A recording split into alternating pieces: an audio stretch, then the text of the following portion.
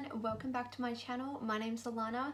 If you're new here, please click that red subscribe button and give this video a thumbs up. I create mental health content on this YouTube channel. Today I'm going to be giving you some self-harm scar excuses. I know that this can be something that gives people a lot of anxiety, and it's definitely something that I have experienced myself.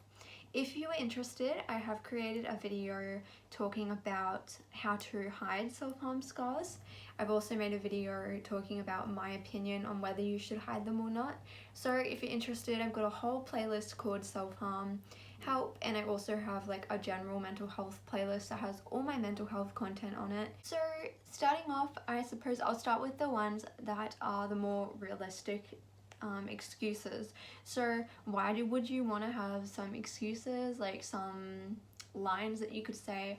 Well, I suppose this just helps you when you're in a situation and you are feeling anxious, or you're thinking about maybe wearing your arms out or your legs out, and you're starting to come to the place where you're like, you know what, I've decided that I want to wear this dress today, or I want to wear this short sleeve top, or whatever it is, but you're really anxious about going out in public because you're worried people may judge you or comment or say some stuff. So I've compiled a whole bunch of just things you can say based off my own experience or based off other people's suggestions. These are not all things that I've come up with myself. These are from other people as well, that I talk to and stuff, but this is just my tips and some advice. As always, comment any other excuses or things you like to say down below, because I really would love to see that.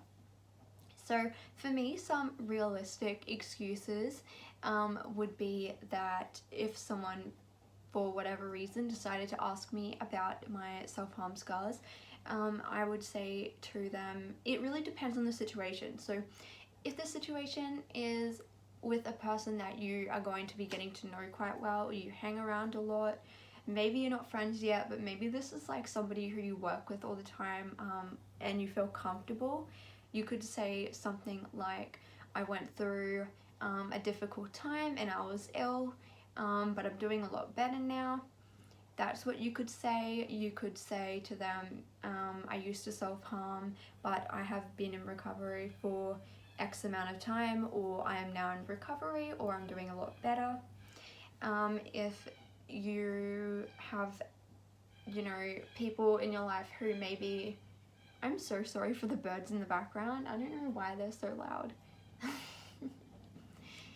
If you have people in your life who are maybe a bit closer to you, maybe they're like your best, like your close friends, or like family, stuff like that, you could maybe go into more detail and kind of give an explanation and just say like, I'm diagnosed. If you're diagnosed with a mental illness, you can be like, I'm diagnosed with this mental illness. So for me, I'd say like, I'm diagnosed with BPD, and I experience really difficult emotions, and sometimes this creates unhealthy coping mechanisms, and self-harm is just one of them. So you could say something like that. Other ones for scars that are very quick and that can kind of be a bit of a shutdown if you don't want to talk about it, can just be, you could just say to somebody, I had a bit of a hard time, but I'm fine now.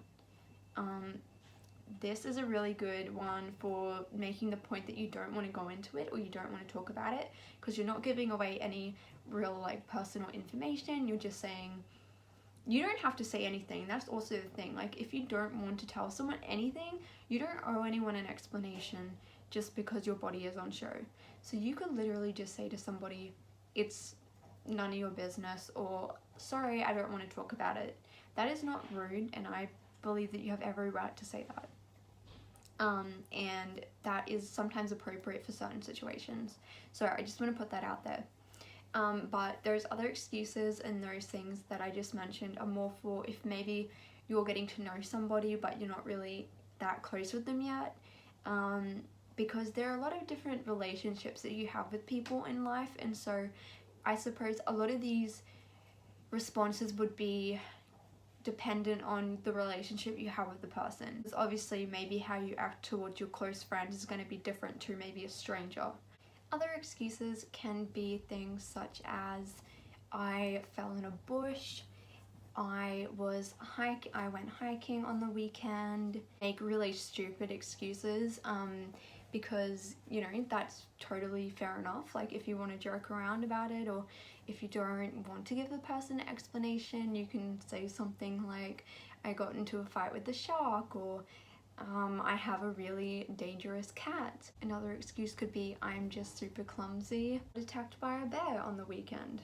So any of those, you know, more like silly excuses would work as well, especially if you're in a situation if somebody is being rude, or if somebody is kind of pushing you for information or whatever. But like I said throughout this video, like, you don't have to ever give an explanation if you don't want to. You have a right to go out in public and to feel comfortable in your body, and you don't have to explain anything to anyone or give anyone an answer.